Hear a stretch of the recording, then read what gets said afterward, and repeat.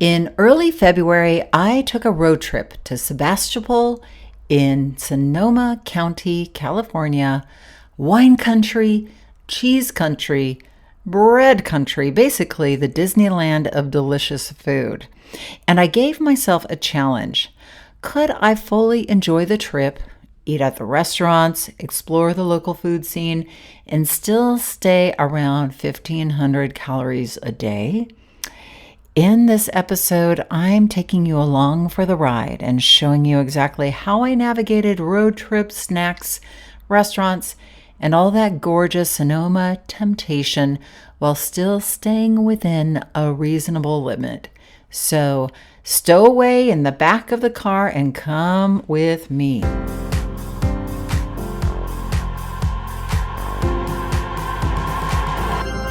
Did you know that our struggle with weight doesn't start with the food on your plate or get fixed in the gym?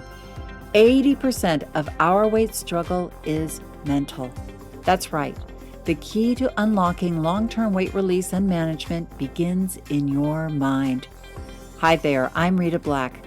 I'm a clinical hypnotherapist, weight loss expert, best-selling author, and the creator of the Shift Weight Mastery process. And not only have I helped thousands of people over the past 20 years achieve long-term weight mastery, I am also a former weight struggler, carb addict, and binge eater. And after 2 decades of failed diets and fad weight loss programs, I lost 40 pounds with the help of hypnosis. Not only did I release all that weight, I have kept it off for 25 years. Enter the Thin Thinking podcast, where you too will learn how to remove the mental roadblocks that keep you struggling. I'll give you the thin thinking tools, skills, and insights to help you develop the mindset you need, not only to achieve your ideal weight, but to stay there long term and live your best life. Sound good? Let's get started. Hello, everyone. Hello. Come on in and get in the car where the doors open and there's plenty of room in the back seat and somebody can ride shotgun.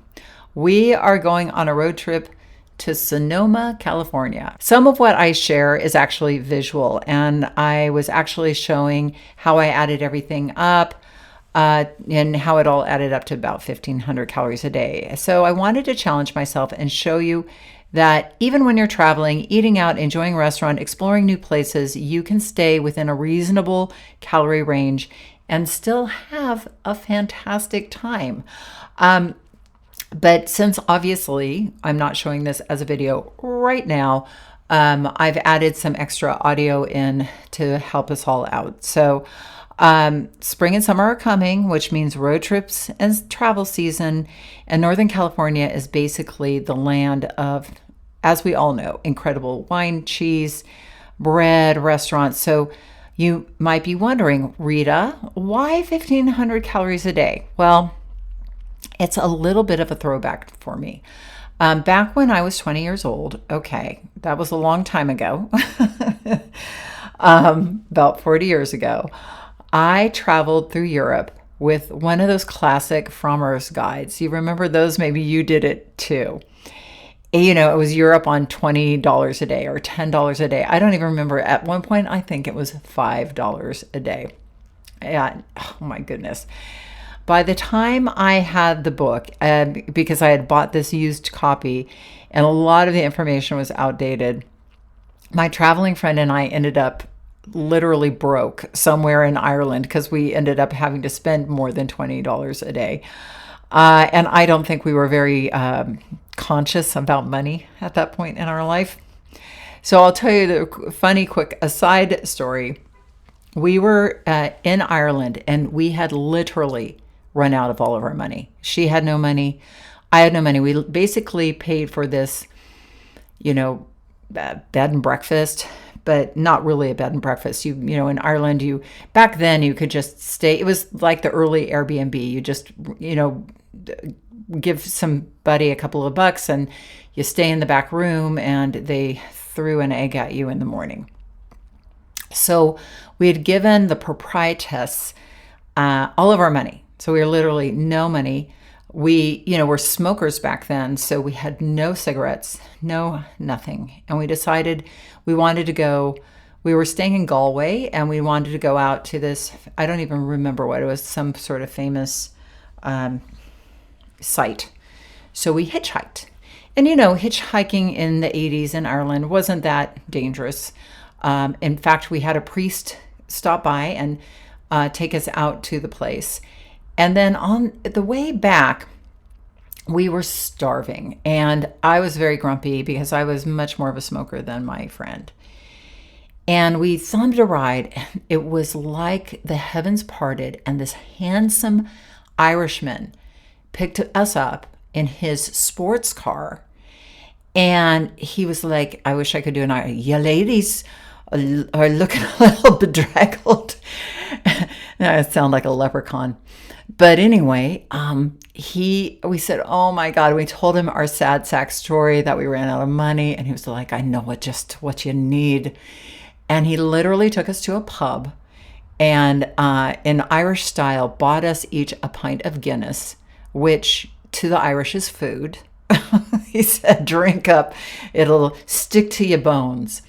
And he bought us cigarettes. It was just like, like I said, the heavens parted and the lucky leprechaun came out and said, handsome man and way too old for us, but just, handsome Irish man who didn't want anything from us, was just kind, but happened to have a sports car and enough money to buy us cigarettes and beer. Who could ask for anything more?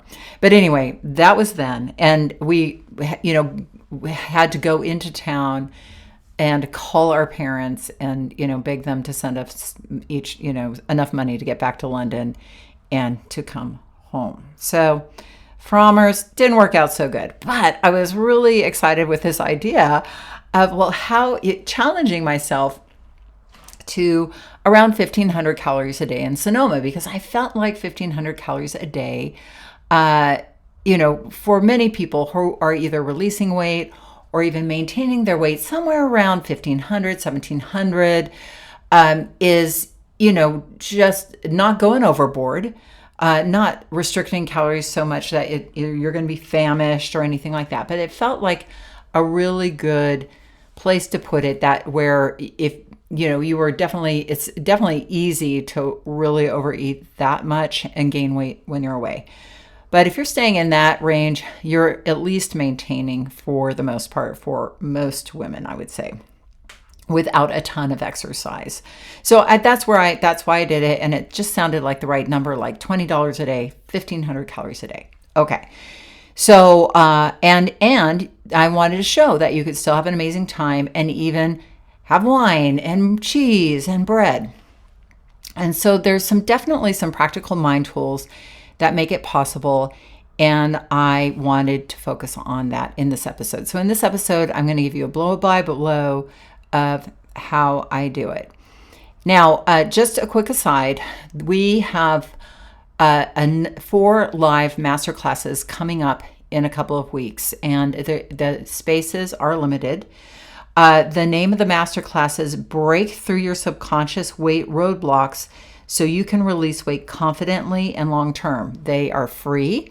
We will be doing hypnosis in them, and if you want to check it out, it's all really just in the title there: Break Through Your Subconscious Weight Roadblocks So You Can Release Weight Confidently and Long Term. And we're really going to get into ways that you can shift your mind so that you are not stuck in that perpetual weight struggle cycle, thinking about food and your body and negative self-talk and all of that comes along with being stuck in that world. We want to break you out of that world and into a new world and on your journey of weight mastery. So check it out. The link is www.shiftweightmastery.com/live, LIVE. That's www.shiftweightmastery.com/live, LIVE. And I will look forward to seeing you there. And like I said, the spaces are limited. So even though it is a couple of weeks away, the first one is on the 25th of March, get in now while the getting is good. And that's March 2026 for those of you listening much later. Okay. So just as the logistics of what's going on is I'm going to narrate and play recordings that I made while we were on our trip, but I will do the best to bridge things that were missing from the videos and some of the more visual things. But anyway, so when we are going away, I am thinking about a couple of things. I am thinking about, firstly, how I actually want to come home feeling. So I want to create a vision of how I want to, and most of this is internal, not like how do I want to look when I come home, but how do I want to feel sitting in my car seat uh, with the seatbelt over my, hips and my waist, uh, coming home. Why do I do this? It's a very visceral feeling that tells my subconscious mind this is what we want. We want this light feeling. We want this aligned feeling. I'll be in a good mood. I'll be really connected to myself, and I'm looking forward to that feeling. So I want to get all of myself aligned with that feeling. And when I say all of myself, I mean all the different parts of me, my inner critic, my inner rebel, my inner child, and me. So my inner coach. So all these parts, because often we will have that critical part of us that's like, we've got to be good. And then the rebel, which is, come on, everybody else is doing it. Why can't we? And they often fight with each other. So we want to set something that gets everybody, our whole team, aligned behind this vision. So for me, I like to think about what this trip is going to mean for me beyond food. I'm super excited to go to, don't get me wrong, I love Sonoma and I think the food there is awesome, primarily because it's so fresh. But hey, I could eat a loaf of bread if I wanted to. I do love the bread there, and I do plan to eat some bread while I'm there. I do like wine. I'm not a huge wine drinker, but I do enjoy California wine. So I'm looking forward to that as well. I am looking forward to discovering new foods and tastes while I'm up there. But I'm also really clear. I want to not go overboard. I want to stay stabilized, nourished, and then find that fun balance with the foods that I'm eating. And I will walk you through how I do that as we go on our trip. But just for now, the vision I'm creating for myself is to come back feeling aligned, light, and that I had a really good time with my husband, that we connected, that we shared, some just nice moments. I love my husband very much. We both are very busy people, and we have a good laugh. He and I do. So to be able to connect with him and just be with him. Now, see, if I was overeating, that would take away from that experience because then I would start to feel uneven, maybe bloated, maybe a little heartburn.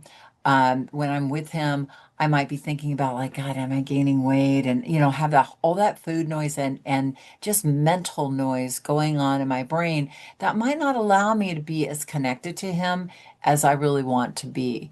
The other thing is when I go away, since I am going away for a break, I like to think about the big picture of my life and where I am in my life.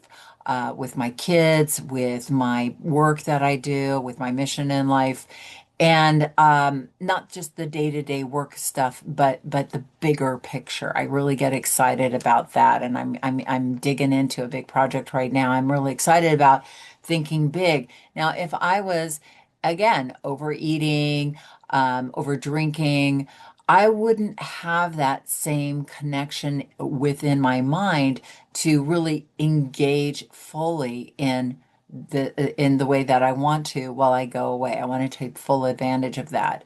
The third thing is that I want to be out in nature. I mean, Northern California, I can't wait to share it with you. We're going to be going on some hikes in the redwoods, and I hope to go to Bodega Bay and just like wander around the town. I mean, just being in nature and in a new place, I want to be fully open to that experience. So I'm focusing my mind on these higher level things that I really want to engage in, and knowing that overeating, overdrinking is going to keep me from engaging fully in these things, really allows me to go, oh, I can't wait to dig into those things. And so if thoughts of, oh, but we need to have that third glass of wine, or go on, eat 3 pieces of bread. It's just like, you know what? But I'm not going to be clear-headed, and I'm not going to be engaged. And I want to have that optimal getaway experience. So that is where I am putting my focus as I'm sitting down and thinking about my plans. It isn't just like a laundry list of like all the healthy foods I'm going to bring, which I will be doing too. But I start with the bigger, higher level mindset, like this trip means this to me, and being healthy and stabilized and aligned with myself is going to get me there. And so that is where I like to, in my little powwow before I even start to think about, what am I going to pack with my tennis shoes and my healthy exercise stuff and my healthy food. I'm going to engage the bigger part of me first, get my team aligned, my inner team, and then we'll dive into the more specifics. Okay, so I'm going to interject here for a moment because what I'm showing visually in the video is a PowerPoint with everything I planned to eat for the day. And just to be clear, when I go away on a road trip or any trip, I tend to think my days through ahead of time. Last year we were in Europe, and I also traveled several times on shorter 4-day trips last year. And this is something I consistently do, is think my day through. And just as somebody who has been maintaining a 40-pound weight loss for 30 years, I get those inverted sometimes. This has helped me. I mean, I have traveled a lot at my ideal weight, and I have learned a thing or two about a thing or two. And I know for me, having a roadmap through the day, even though the roadmap may twist and turn away from what I initially planned, it helps me create a framework for the day that, one, makes me not have to make a ton of decisions like, what should I eat? Should I eat this? Should I eat that?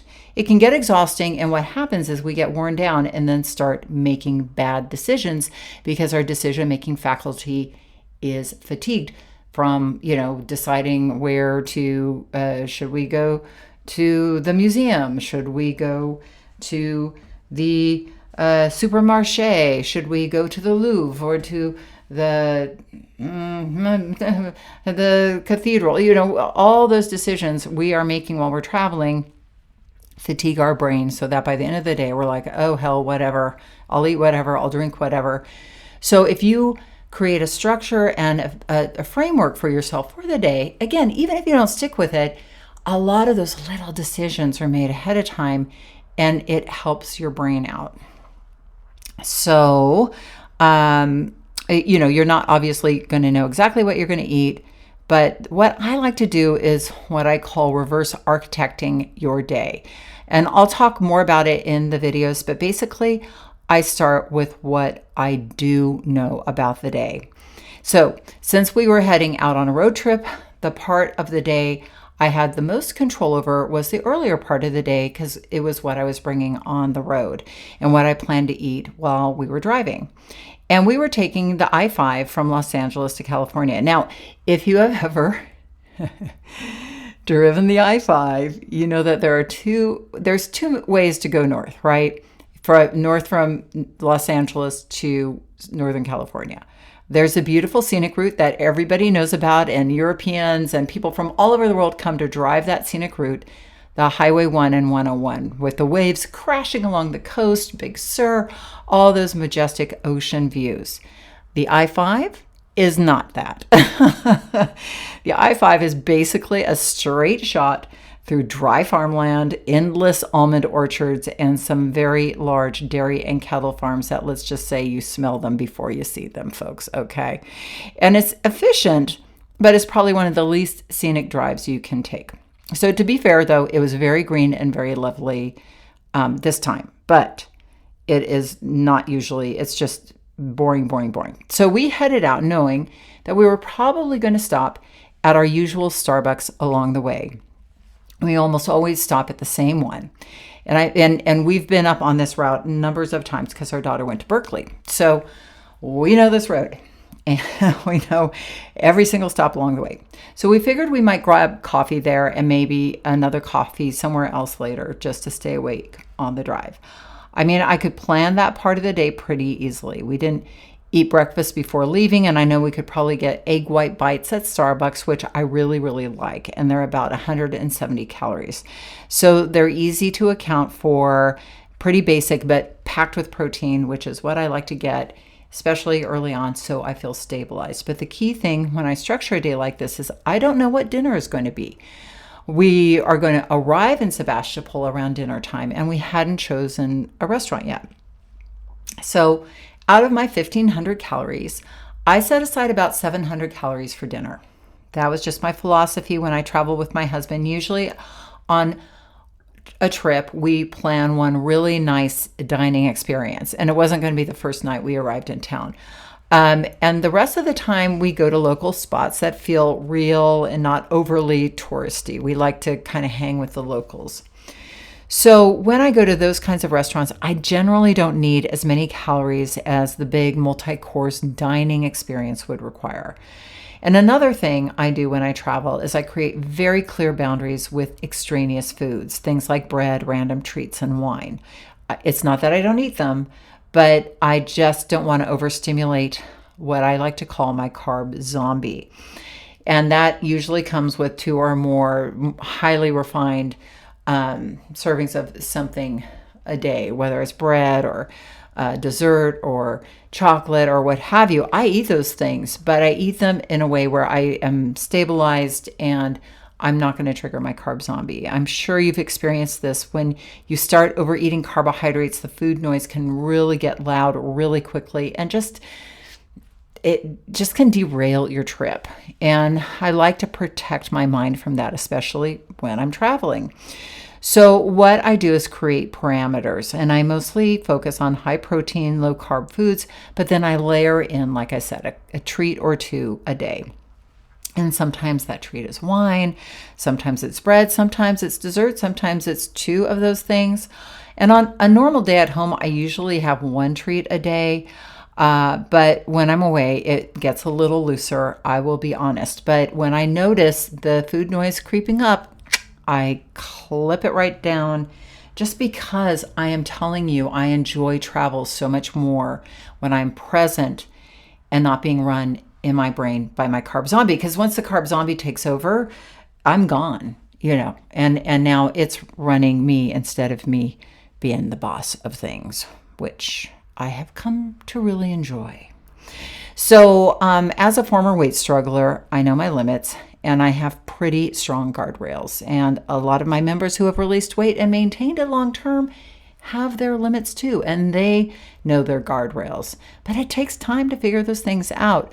But when you're traveling, it's especially helpful to tune into them. So here's how day one of the road trip looked.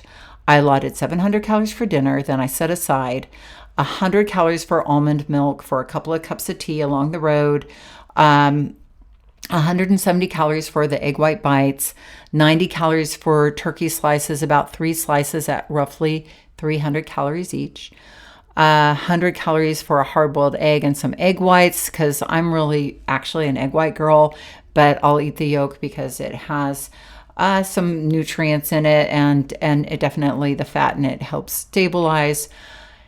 And then 50 calories for carrots and celery. I in the video, I show you, I shake the bag, but I didn't say I'm bringing carrots and celery. So we brought carrots and celery in a bag, and 210 calories for a salted caramel crunch bar, one of my faves. in the video, I get into it. So that brought me to around 720 for the day before dinner, leaving roughly 770 calories available for dinner. Now, could we change things? Sure, 100%. But when I structure my day like this, at least I have a framework. I reverse engineer the day so I know I'm protecting that buffer of about 700 calories for dinner. Otherwise, road trip calories can add up really quickly. Before you know it, you can easily hit 1,500 calories before you even sit down for dinner. And look, if weight gain or overeating isn't something you're concerned about, totally fine. But because I set this challenge for myself, I wanted to show you that everything I chose to eat that day was food I genuinely enjoy eating. And because I planned snacks instead of large meals before dinner, I could eat something every couple of hours, which meant I wasn't hungry at all during the day. And if I had been hungry, I would simply eat more. Hello. So here we are. We have arrived at our destination and we're actually in the second day. I didn't have time. We were so tired yesterday. So I'm just going to go over what happened yesterday really quickly with the food so you can just, this is primarily just to give you a sense of how I kind of figure it out. And again, this might seem really detailed, but. Uh, what what I think it helps is just to use your brain effectively to sort things out for yourself to really to make the best choices for you. So yesterday I went through what I thought I was going to have, and then I'll go through what I actually did have. I did stay within the 1,500 calories. Um, and I ended up having, feeling I was never hungry yesterday. I spaced out the protein really well, and we had a wonderful dinner last night. So I'll just walk you through it. And it was a beautiful, beautiful road trip up with amazing scenery. Hopefully, I'm showing it to you now as I'm going through this. So I ended up changing what I was going to have. So I didn't have everything that I told you. I ended up subbing out. We stopped by this amazing barbecue place and got some spicy jerky that was just phenomenal. I usually don't eat jerky, but it was just really good. So that was 90 calories. I ended up subbing out my Crunch Bar for a Quest cookie, which I'll show you. They're really yummy. I like them. And then what happened was when we got to the hotel, I looked up the hotel had recommended this local sort of gastro pub as a fun place because they also had line dancing. And my husband and I have never gone line dancing before, so we decided to go there for the line dancing, and it sounded like a good place to go. It was highly recommended, so we went. Now, a gastropub isn't probably the best place to go to get a healthy meal. There was really not much on it, but looking at the menu ahead of time helped me sort out and figure out. I saw they had salmon. I saw they had a wedge, which isn't the healthiest salad, but if I asked for the blue cheese on the side, then I made it work. So I'll just show you what I had, and I'll hopefully be showing you visuals as we go too. Um, so I had a glass of wine. I had a couple of buffalo wings, which weren't that good. I have to say, probably weren't worth, a couple hundred calories. But anyway, my husband and I split everything. So that is something that we often do when we eat out. It's because, they give you plates that are so big. So ended up splitting the salmon with him. So I had a half a order of asparagus, which is very few calories, but they obviously put butter and stuff on it. So I always put some calories in for butter. Had a wedge with a couple of tablespoons of blue cheese on it. I mean, the lettuce is very few calories, but obviously with the crumbles and the wedge, that was probably a low ball estimate.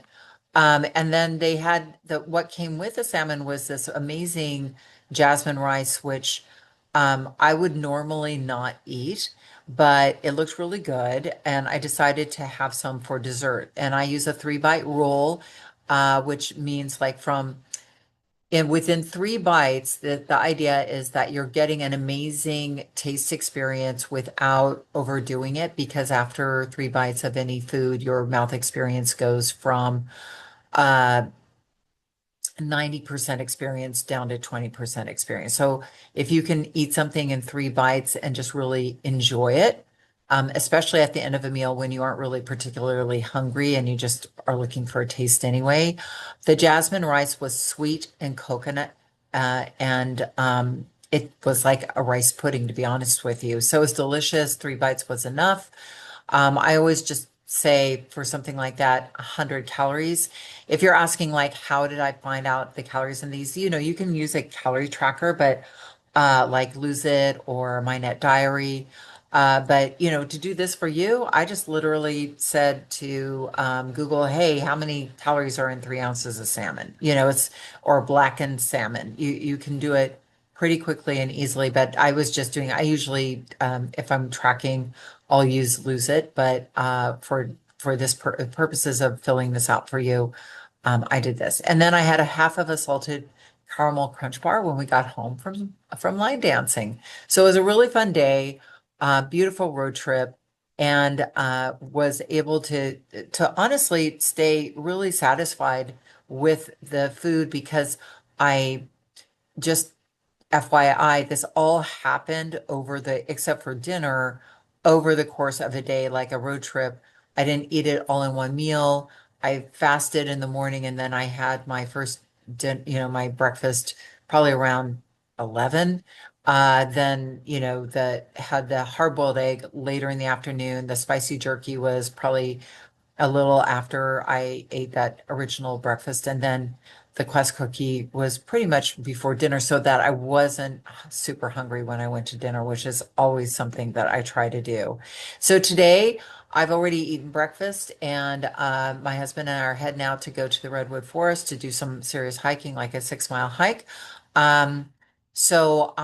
We are going to take some turkey, what we call tickles, with us, some turkey slash wrapped around pickles, carrots and celery, maybe a hard-boiled egg. I left 100 calories for like a hard-boiled egg, or if we do a Quest cookie, or maybe both. I was trying to save some calories for tonight because I think we're going to go out to a nicer restaurant that isn't, pub grub, but maybe a nice meal, which might not end up being as many calories, but we'll see. We'll see. I just wanted to give myself some wiggle room. I might eat more earlier in the day. We'll see. But I had, we're staying at a Marriott, and they always give you a buffet breakfast.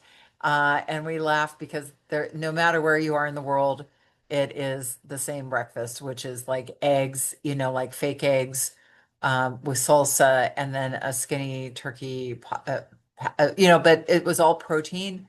So it filled me up. I don't feel hungry at all. And I always leave like a few hundred calories for milk for coffee, because I had a few cups this morning. Um, and I'll probably have another one this afternoon. Who knows? But so far, I'm at around, with everything that I'm going to eat, I've got about 845 calories left for tonight. So let's see if I can do it. And I will see you at the Redwoods. Okay, so a quick update to catch you up on the day, to add an addendum to the day. We went on this amazing hike in the Redwoods, which unfortunately you won't be able to see in the audio version, but it was absolutely beautiful. If you've never been to the Redwood Forest here in California, it's really something special. The famous, very ancient redwoods are further north near Eureka. Those are some of the oldest trees in the world. In fact, they have one, you probably know this, but they have one that's so big and it arches over the road and you drive through the root. It's really, really cool. But we were hiking in the Armstrong Redwoods State Natural Preserve in Gurneyville, which is also just stunning and incredible. The trees aren't as huge or as old, but boy, are they amazing. Little history. Back in the 1800s, a man named Colonel James B. Armstrong actually purchased this land to preserve it. At the time, a lot of the redwood forests were being logged heavily because the wood was so valuable. And Armstrong, even though he did his share of, logging, did come to realize how extraordinary these trees were, many of them hundreds, even over 1,000 years old. And he wanted to protect at least a portion of them. Eventually, the land was acquired by the state of California and it became Armstrong Redwoods State Natural Reserve, which is why those beautiful old growth trees are still standing today. And after the hike, we ate our picnic, our little picnic that we brought along, our snack, and of turkey and tickles. And later in the afternoon, we got a little hungry again, so we stopped for coffee and had our Quest cookie. And we had carrots and celery with our tickles, so we literally were fine. We hiked, we had it, and then at a certain point we got a little hungry. But once I had that Quest cookie, which has a lot of protein in it, it was fine. Now, it might sound like we were being really austere. As I'm saying this, I'm thinking, gosh, this sounds really austere, but like we were on some sort of Spartan hiking diet. But honestly, I felt really satisfied. The turkey, carrot, celery, all together, and the pickle, it was just nice. And we were really leveraging protein. Protein stabilizes things so well. And I was okay with that. We were hiking, drinking water. And then I knew we were going out for our big dinner, and I definitely wanted to have a glass of wine, and I wanted to make sure I had left enough room in my calorie budget so I could stay true to the challenge I had set for myself. So in the next clip, you are going to hear me sitting by the pool. You probably won't hear the pool, but I am sitting by the pool going through the dinner menu. And to say one more thing, I know what I'm eating during the day might sound like it isn't much food, but because I'm keeping carbohydrates relatively low during the day, drinking lots of water, focusing on protein, I really do feel stable and satisfied. And when I travel, I also remind myself that not every meal has to be an event. That's a huge thing I learned. Breakfast doesn't have to be the big spread, and lunch doesn't have to be stopping and having, because that redwood forest hike filled me up so much. My soul, my heart, my time with my husband. We had a big laugh and just were quiet and soulful together too, and talked about some things that meant stuff to us. That filled me up. And so I don't have to, not every meal has to be a celebration and an event. Some meals are the ones where you really explore, enjoy the food, like it's an event, and, like dinner was going to be that. But the other meals, they're perfunctory. They're simply there to keep me fueled and steady so I can enjoy that experience, the scenery. And had I eaten a big carby breakfast, I would have probably been walking around with that as like a lump in the bottom of my stomach, thinking about that, thinking about how I overate, and not being present to the amazing, amazing nature that was around us. Okay, so let's go to that video.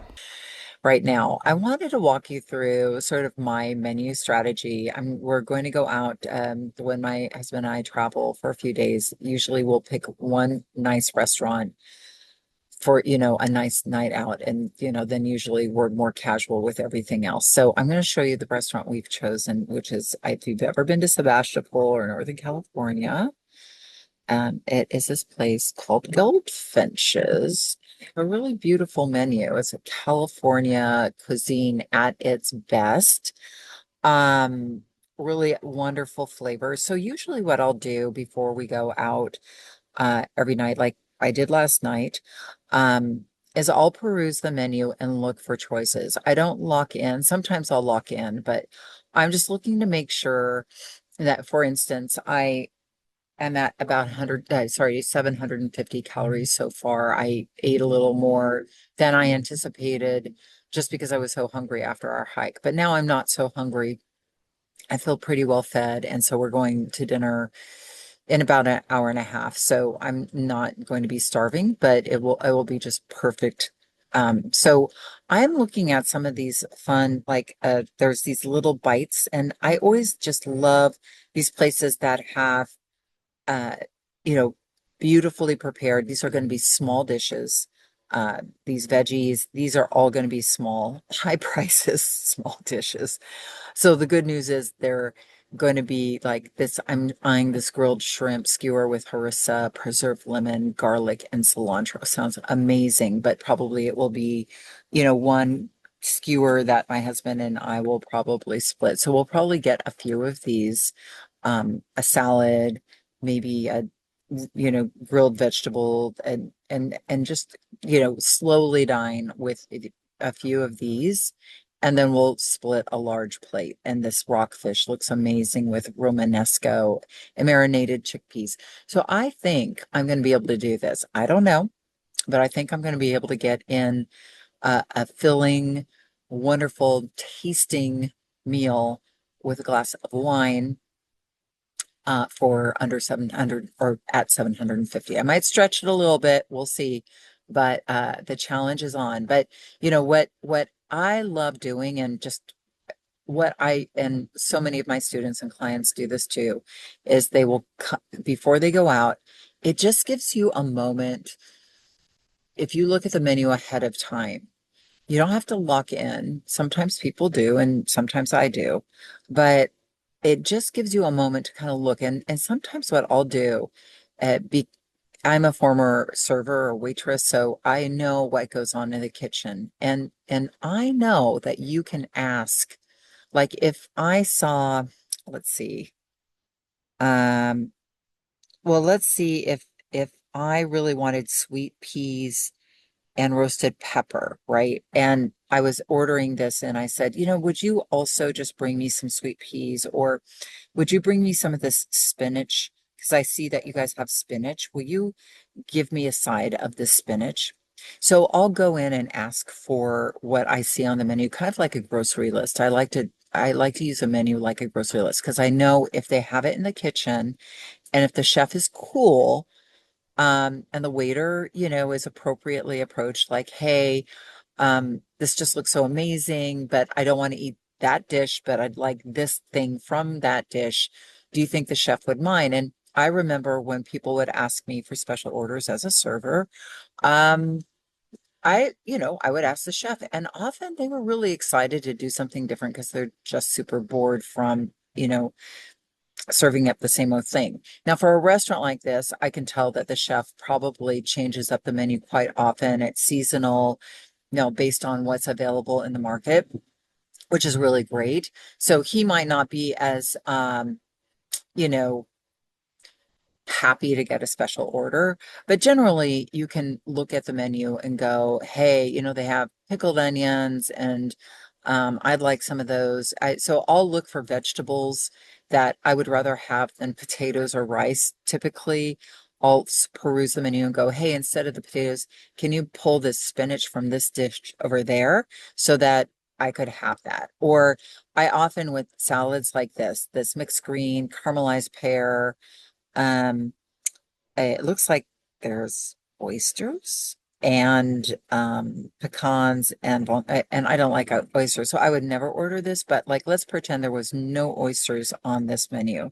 I mean on this dish. But I would say, can you put this pecans on the side? And maybe this is blue cheese. This might be blue cheese. There's a oyster that I think has the same name. Anyway, but let's pretend it's blue cheese. I would say put the blue cheese on the side and the pecans on the side so that I would be able to be in control of what goes on there. Often I'll just say, this caramelized pear and mixed greens sounds amazing, but I don't really necessarily want all that cheese and the pecans on top because honestly, it's a salad.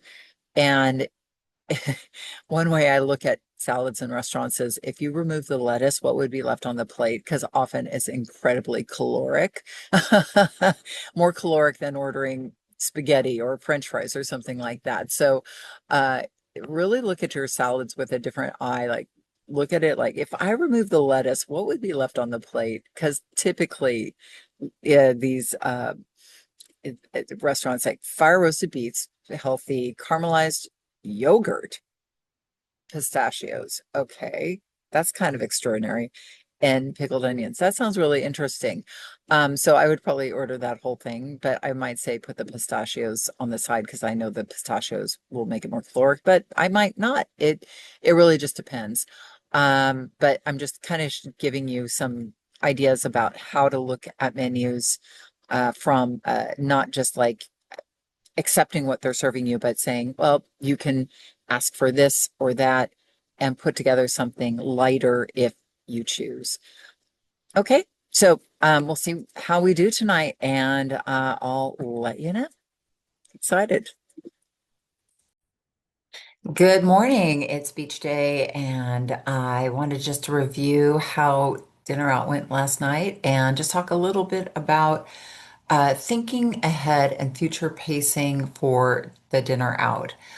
We had an amazing meal last night, and I'll show you. I went a little over our 1500, not much. But something that I wanted to teach you, and I forgot that I was going to do that, was this idea of future pacing or thinking about how I wanted to leave that restaurant feeling before I went. That is something that I definitely focus on so that any choices that I'm making are really aligned with what how I want to feel in the restaurant. So that keeps me, that really helps me in that moment where maybe I want to order a second glass of wine or eat more than, I thought, that I just really want to feel light and aligned. And that's what happened last night. We had a great time, and I'll just show you quickly, and then I am going to show you our plans for today, which are super fun.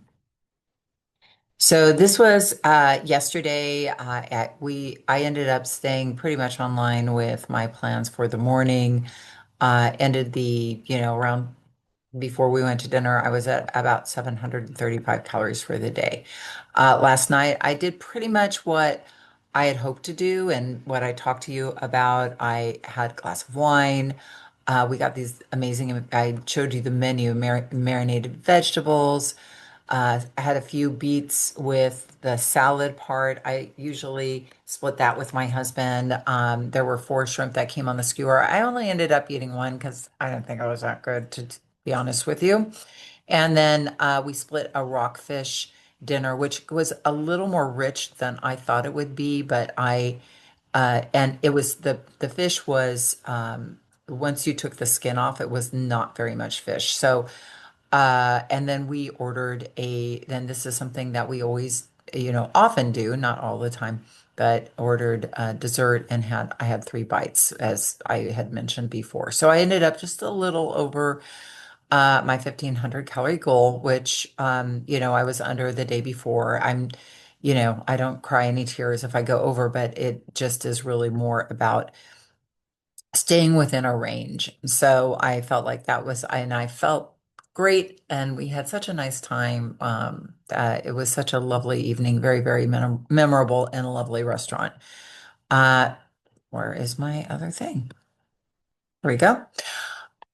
Okay, now let's look at day three, what I've planned for today. And today is an interesting day. Again, I just wanted to give you different perspectives of how to think things through.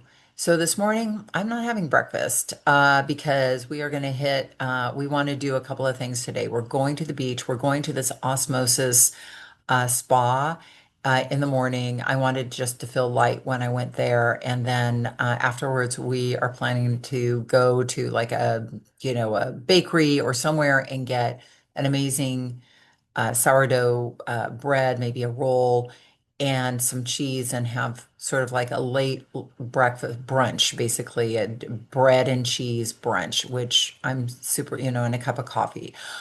Super looking forward to that. I do, since we are in Northern California, I want to take advantage of the amazing sourdough. So this is what, how I talk about stabilize, nourish, and balance. I'm getting cheese, which is my stabilizing force, but the balance part is, amazing bread that I don't eat every day. And I always try to make those choices when I do like an A plus experience. I'm not going to just eat any normal run of the mill bread. I just want the best crusty sourdough bread. My mouth is watering talking about it. Okay.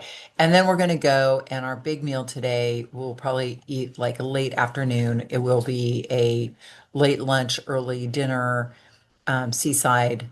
And I'm kind of staying flexible with my calories. I'm assuming it's not going to be very caloric dinner. I'm not going to go crazy after having bread and cheese in the morning. But I'm also leaving definitely a lot of leeway, like a buffer for the evening if we decide. I think we're going to go out and go to a trivia night tonight. So I might have a glass of wine or something there. And obviously, if I'm going to drink, I'm going to eat some sort of protein source with it so it doesn't hit my bloodstream, with a huge spike. But the we'll see how the seaside lunch goes. I'm going to play it by ear, but I just kind of do these things. I reverse engineer the day again, just so I know I'm allotting a certain amount and making sure I stay fed and stabilized throughout the day. So I'll let you know how it goes, and I'm looking forward to that spot. Okay, now let me interject here for a couple of things that didn't make it into the video. One concept I mentioned briefly but didn't really explain is something I like calling stabilizing, nourishing, and balancing. And this is actually a framework I base a lot of my long-term weight mastery on, my long-term weight mastery eating on. Stabilizing means, and you've probably gathered this from what you hear I'm eating, is that I'm getting enough protein every day so that I feel fed and steady. Protein creates a lot of satiety. It's the most bang for your caloric buck. So when I'm protein focused, I tend to stay much more balanced in my hunger and energy. Nourishing is about micronutrients, things like vegetables and fruits and whole foods that really feed my body all the little bits that it needs. And I'm very micronutrient focused in the way I eat. Lots of vegetables are fantastic, not only for nutrition, but also because they add volume and fill me up. And then there's balancing, which is really important to me. This is one of the keys to long-term permanent weight mastery because I don't restrict, I balance. I balance means I have treats, things that make my life enjoyable. Not that I don't enjoy protein and veggies, I love them. But, you got to eat your bread every once in a while. You got to drink wine and chocolate and whatever you feel those real life foods are. Because I want to live in the real world. I don't want to feel like I'm living in some restricted food bubble. And balance allows me to enjoy the pleasures of life while staying aligned with my goals and my health. So that just a quick side note on stabilizing, nourishing, and balancing philosophy. Now I want to tell you about one of the most amazing experiences we had on this trip, and maybe I have had in a long time, just like kind of one of those experiences. And this place was called the Osmosis Spa. Oh my gosh, if you ever go to Northern California, I cannot highly recommend this place enough. It is outside of Sebastopol, but it's off in a world of its own. It's the most wacky, slightly hippy-dippy, but also extraordinary and almost spiritual experience. It is out in the middle of nowhere. So we drove out there, parked, and walked in. And the first thing you see is this beautiful garden, just classic. It's a house, but it's been done up like a spa, right? So it's a house, and you just walk in the hedge, and there's this beautiful little garden with Buddhas and just classic Northern California landscaping, lush, peaceful, very natural, beautiful flowers. And you walk in, and these lovely women, just who are very in that hippy-dippy Northern California vibe, greet you and make you feel like royalty. And they speak in these hushed tones. How are you this morning? Go on in there. And then, you go and you change into a robe. And there's this thing about it. Here's the thing about the Osmosis Spa. It's not a water spa. Instead, it's something called an enzyme bath.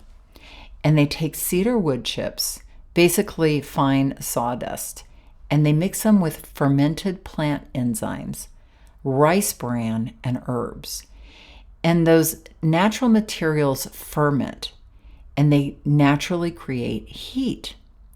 So they bring you into this room where there's essentially a giant sandbox filled with these warm cedar chips. It's like a big sawdust sandbox. And they've hollowed out spaces where you lie down. And then they cover you up with the stuff. So you're basically in a mulch pile. But before that, they prepare you. So here's the experience. So you're in this robe and you're taken into this beautiful little room overlooking a Japanese garden. And there's soft meditation music playing, and a woman comes in and serves you enzyme tea. And you sip the tea while she explains the experience you're about to have, because it's so out there that I'm sure people have freaked out before, so they have to walk you through it to make sure you're going to be okay. And so I think they just, yeah, that, because I am a little claustrophobic, I will tell you that. And so when she started explaining that, you're going to get into this thing and we're going to cover you up, my heart started to beat a lot faster.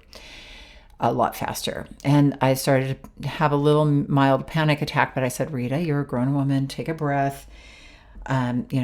You have less adventurous people than you have gone through this enzyme thing and lived to tell the tale. So you're going to be fine. So we go into the room after she tells us, and we climb in, and like I said, they bury you up, and you can tell her. I told her, don't bury me all the way up to my neck. You can leave my chest uncovered, and that helps me out a little. And your head rests in a towel, and so your neck, your chest, and your head are exposed. And so I just took some shift breaths and reminded myself I could get out anytime. She did tell me if I got a little intense for me, I could raise my arms out of the stuff and I could raise my legs out of the stuff. But what happened was it was so comfortable. It was warm and soothing, and the temperature is about 135 degrees, but it doesn't feel like that, but it's definitely warm. And you can move. Like I said, you can move in and out if you want, but I actually got really comfortable. And she comes in with these cold cloths and puts them like, little mama on your forehead, and you all feel so taken care of. So after my initial panic, I just breathed through it, and I got to this other incredibly peaceful, almost meditative state where I felt so all at peace with myself and the world. Honestly, it was like being in a cocoon or back in the womb, completely enveloped, warm, and deeply relaxing. And they do say it's good for your metabolism and for inflammation. A lot of people go there to heal their body. I don't think it raised my metabolism any, I'll tell you that. But anyway, it maybe did because I had to elevate my heart rate because I was a little freaked out in the beginning. But anyway, they come back in 20 minutes, and then you brush off, take a shower, wash everything off. And if you're thinking, wait a minute, that sounds really unsanitary, they actually explain that the enzymes created during fermentation make the environment really naturally sterile. And I chose to believe them because I wanted to enjoy the experience instead of being freaked out. So afterwards, you put your robe back on, and they invite you to walk through this extraordinary Japanese garden that they created in this backyard. I swear to God, talk about creative people. And then they bring you lemon water and enzyme tea, and it was just wonderful. And it left us feeling really refreshed. So I had to share that experience because it was just really, if you're ever in that area, go to the Osmosis Spa. Tell them I sent you. And now let's move on. Oh my gosh, back from an action-packed day. I will look forward to telling you all about our adventure at the Osmosis Spa. Is something I am not going to forget very soon, if ever. And an amazing hike along the bluffs at Bodega Bay. Just everything with this trip just gets better and better. Okay, so today I had planned all these things, which actually somewhat came to pass, but not all. So we ended up getting some bread and some cheese from a local place. It was harder to find cheese and bread in Sonoma than I thought. In these little teeny tiny towns, a lot of cheese shops have closed. And I don't know if people are just leaving the area or there's not enough business, but I was super surprised. Anyway, we found some beautiful cheese. And we ended up going on this amazing hike and not really being hungry for lunch. So we decided we got some actually shrimp on the way back and had some of that. And shrimp, I don't know if you know this, it's super low in calories. It was only 87 calories. It was like a shrimp cocktail. So we had cocktail sauce. So right now at 5 o'clock, I'm at 585 and I don't really even feel hungry because I've eaten that cheese and the shrimp, which is a lot of protein. And I had the shrimp pretty late in the afternoon. So we are heading out pretty soon. We are going to go to a vegetarian restaurant and well, because we're in the middle of a older hippie country. So we thought, okay, we're going to hit a vegetarian restaurant. And we always love to do that when we go out of town. And because vegetarian food can be really a lot more interesting than regular restaurant food. We had but I'm going to show you the menu because vegetarian food can get very heavy and caloric. Interestingly enough, you think super healthy, but not really all the time. And then I think I'm going to get a cocktail tonight at trivia night. We're going to go to that local bar. So let me share with you the menu of the place. And I am not quite sure what I'm going to get. I'm probably going to go for a salad because, like I said, I am not feeling very hungry. And these veggie bowls look really sort of heavy. So these are, let's see, what do we have here? Their menu leaves a lot to be desired. But this looks like, so just for example, this vegan rosemary steak bowl has lettuce, flax seeds, chips, queso, cashew cream, fake steak, onion, quinoa. So all of this together is probably more like $700 or $800. 700 or 800 calories. That's my guess. Uh, just if I eyeballed the bowl there, I would say, this is probably the gluten steak's probably a few hundred calories. Uh, they probably put about a cup or at least a half a cup of quinoa, which will be about 225 calories. Flax seeds, chips, cheese, cashew cream, that's all going to add up really fast. So you just want to beware when you go out for vegetarian food that a lot of these things do add up quickly, even though they may seem healthy. They cannot, avocado seeds, cashew cream, quinoa, all really yummy sounding chips, but not a lot of vegetables in that vegetarian iceberg lettuce. Okay, thank you very much. And then this is what I'm eyeballing, and I'm going to ask them, no balsamic glaze, please.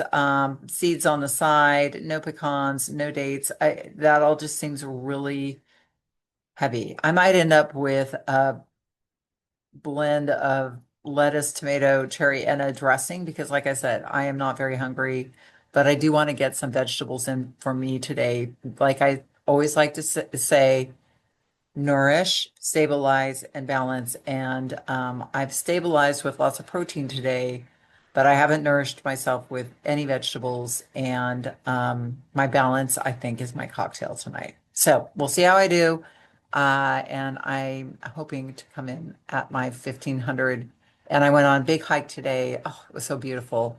Can't wait to show you. Hey everybody, we are heading home today, and it always feels like a mixed bag, right? Like we're excited to get home, get back to our life and our routine, but at the same time, I've had such a great time up here, so a little sad about leaving. We had a fun night at trivia night last night. Oh my gosh. I had a mezcal paloma there. We ended up going out to that vegetarian restaurant. And what I kind of figured out, I asked them, and it was hilarious because the kerfuffle it took to ask them to substitute a regular hamburger bun for like a lettuce wrap on a veggie burger and to sub out like the French fries for a salad. You would have thought I asked for open heart surgery or some sort of medical intervention. They needed to, check with the guy in the back and then put all this technical stuff into the cash register. But I got my veggie burger lettuce wrap. It was great. Um, I felt a little heavy, I'll be honest with you.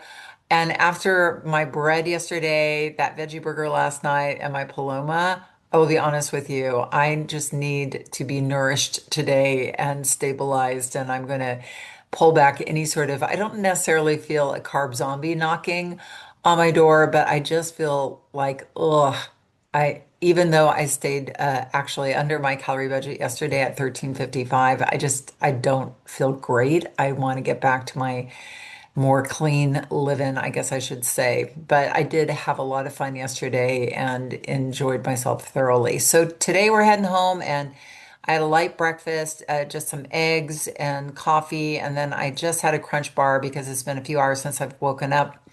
And then I'm leaving a nice buffer for the road of about 500 calories because I don't have my road food that I brought with me, but I am heading to Safeway to buy some sliced turkey, some carrots and celery, and or maybe like what I'll do is a crudité, one of those crudité platters, and get some sliced turkey and hit the road. And then if I need something else like a Subway salad, those are always great. You can take any sandwich that Subway makes, I don't know if you know this, and have them make it into a salad. And they'll do it for you. And I usually go for the chicken breast option. It's a grilled chicken breast that they heat up, they put in the salad, and it's a couple hundred calories, depending on what kind of dressing you use, and then leaving 600 calories for dinner. And that will be that. I'll finish up when we get home.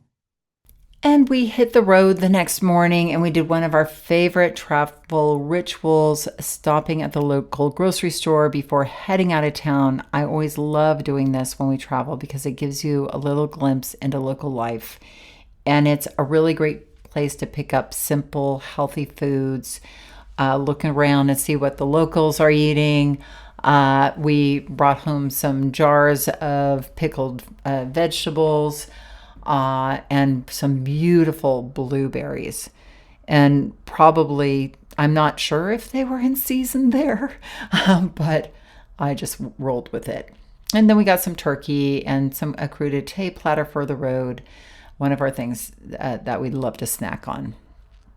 And I do have to say, we really enjoyed the drive back. Again, the green, usually the grass is brown, but because we had had so much rain, it was green. So it was green for miles. It reminded me of Ireland, although there was no handsome man in a sports car and no pub visit with Guinness and cigarettes, but beautiful nonetheless.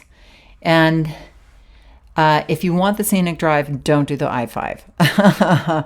But if you're in a hurry, the 5 is just fine. And when we got home, we did stop at that really great barbecue place on the way back, and we brought some barbecue home. And we had that for dinner, which allowed me, because I had some barbecue chicken with a big bowl of broccoli and some veggies. Because usually, even though I eat salads and vegetables when I travel, honestly, coming home and eating my vegetables, I was looking forward to that, and I really wanted that. So I came in right around 1,500 calories, and it was such a nice road trip. So I hope some of the tips and trips and mindset insights from this episode have been helpful for you, especially if you're somebody who travels and wants to feel good about how you're eating while you are enjoying your travel experience. And I will be hitting the road again soon. Next up, I'm going to Georgia to check out a college with my daughter who got into their program, their master's program. She's actually received a full scholarship. So we're so proud of her, and we're going to go check that place out. And I'm already thinking about my next challenge. So we'll see if I can navigate the wild and wonderful Southern food scene where vegetables are often fried and breaded, and see if I can stay around 1,500 calories in that range. Maybe I'll rope my husband and daughter into the challenge too. We'll see. But for now, I hope this episode has been helpful and maybe even inspiring if you're planning a trip of your own. And don't forget, please come to my live masterclass on the 25th, 26th, or the 28th of March. Break through your subconscious weight roadblocks so you can release weight confidently long term. www.shiftweightmastery.com/live. I will look forward to seeing you there. And remember that the key, and probably the only key to unlocking the door, the weight struggle, is inside you. So keep listening and find it. I will be here with you next week. Can't wait. See you then. You want to dive deeper into the mindset of long-term weight release? Head on over to www.shiftweightmastery.com. That's www.shiftweightmastery.com, where you'll find numerous tools and resources to help you unlock your mind for permanent weight release, tips, strategies, and more. And be sure to check the show notes to learn more about my book, From Fat to Thin Thinking, Unlock Your Mind for Permanent Weight Loss.